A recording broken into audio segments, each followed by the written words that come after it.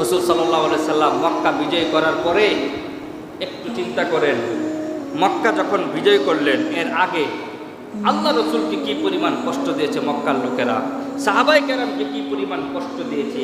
একটা পর্যায়ে যন্ত্রণা সহ্য করতে না পেরে নিজের ঘর বাড়ি সব কিছুকে ছেড়ে দিয়ে মক্কা থেকে হিজরত করে মদিনায় যেতে হয়েছে। ওই সমস্ত লোকেরা এখনো মক্কায় উপস্থিত।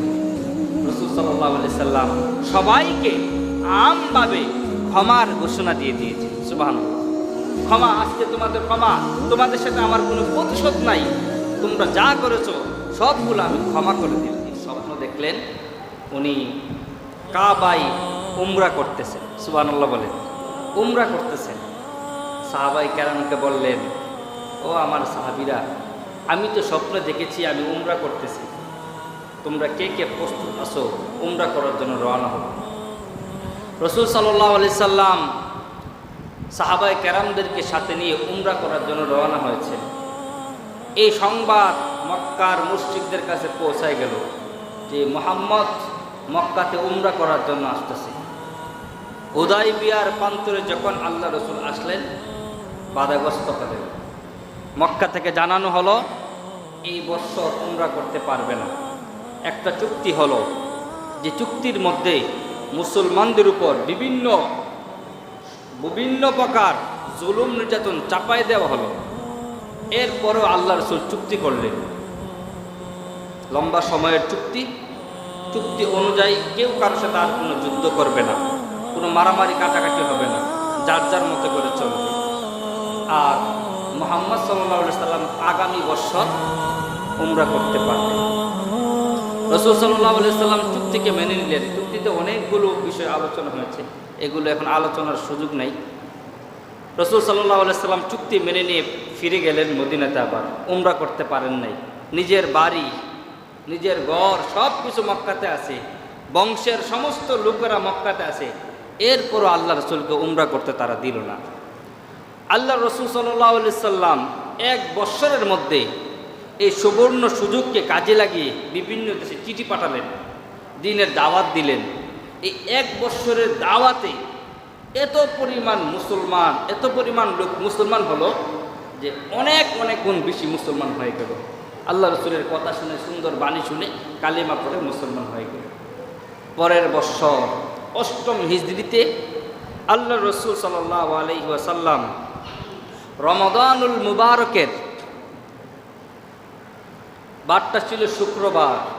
রসুল সাল্লাল্লাহু আলাইহি সাল্লাম মদিনা থেকে ১০,০০০ সেনাবাহিনী নিয়ে, মুসলমান নিয়ে আল্লাহ রসুল মক্কাকে বিজয় করলেন। সুবহানাল্লাহ বলেন। এক বছরে এত সাহাবী হয়ে গেলেন। মক্কা বিজয়ের দিন রসুল সাল্লাল্লাহু আলাইহি সাল্লাম যখন মক্কাতে প্রবেশ করেন, স্বাভাবিকভাবেই রাজা বাদশারা দাম্ভিকতার সাথে অহংকার প্রদর্শন করে বিজিত দেশে প্রবেশ করে রসুল সাল্লাল্লাহু আলাইহি সাল্লাম দাম্ভিকতার সাথে অহংকার প্রদর্শন করে রসুল মক্কাতে প্রবেশ করেন নাই। রসুল আল্লাহর প্রতি শুকরিয়া আদায় করে বিনয়ের সাথে আল্লাহ রসুল মক্কাতে প্রবেশ করলেন। সুবহানাল্লাহ বলেন। রসুল সাল্লাল্লাহু আলাইহি সাল্লাম আল্লাহ তাআলার শুকরিয়া আদায় করলেন। শুকরিয়া আদায় করে আল্লাহ রসুল সাল্লাল্লাহু আলাইহি সাল্লাম উনি ওনার উট থেকে নেমে হজরে আসওয়াদ, যেটা এখন হজরে আসওয়াদ আছে, ওই জায়গাতে আল্লাহ রসুল 2 রাকাত নামাজ আদায় করলেন। এরপরে আল্লাহ রসুল এই বাইতুল্লাহকে তওয়াফ করলেন। তওয়াফ কমপ্লিট করে রসুল তাকায় দেখলেন মসজিদের ভিতরে এবং বাহিরে তখনও 360টা মূর্তি ছিল।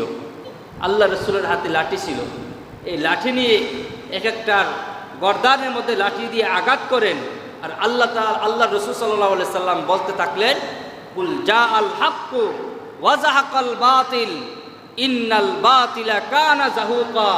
নবী আপনি পড়ুন, জা আল হক, সত্য এসে গেছে, ওয়া যাহাকাল বাতিল, মিথ্যা ধ্বংস হয়ে গেছে, ইন্নাল বাতিলা কানা যাহুকা, নিশ্চয়ই মিথ্যা ধ্বংস হবারই কথা। ঠিক কিনা বলেন?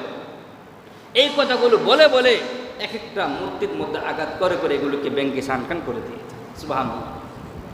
রাসূল সাল্লাল্লাহু আলাইহি সাল্লাম সাহাবায়ে কেরামকে আদেশ করলেন, পুরা কাবা ঘরটাকে এই বাইতুল্লাহকে, কাবা ঘরের ভিতরে যত মূর্তি আছে সবগুলোকে ভেঙ্গে এগুলোকে পরিষ্কার করে ভিতর থেকে বের করে দেন। রাসূল সাল্লাল্লাহু আলাইহি সাল্লাম মক্কা বিজয় করার পরে একটু চিন্তা করেন, মক্কা যখন বিজয় করলেন এর আগে আল্লাহ রসুলকে কি পরিমাণ কষ্ট দিয়েছে মক্কার লোকেরা, সাহাবায়ে কেরামকে কি পরিমাণ কষ্ট দিয়েছে। একটা পর্যায়ে যন্ত্রণা সহ্য করতে না পেরে নিজের ঘর বাড়ি সব কিছুকে ছেড়ে দিয়ে মক্কা থেকে হিজরত করে মদিনায় যেতে হয়েছে। ওই সমস্ত লোকেরা এখনো মক্কায় উপস্থিত। রাসূল সাল্লাল্লাহু আলাইহি সাল্লাম সবাইকে আমভাবে ক্ষমার ঘোষণা দিয়ে দিয়েছেন। সুবহানাল্লাহ। ক্ষমা, আজকে তোমাদের ক্ষমা, তোমাদের সাথে আমার কোনো প্রতিশোধ নাই, তোমরা যা করেছো সবগুলো আমি ক্ষমা করে দিলাম। সুবহানাল্লাহ। কতটুকু দয়ালু হলে একজন মানুষ এত নির্যাতন করার পরও তাদেরকে আমভাবে ক্ষমা, সাধারণ ঘোষণা করে, ক্ষমা ঘোষণা করে দেয়।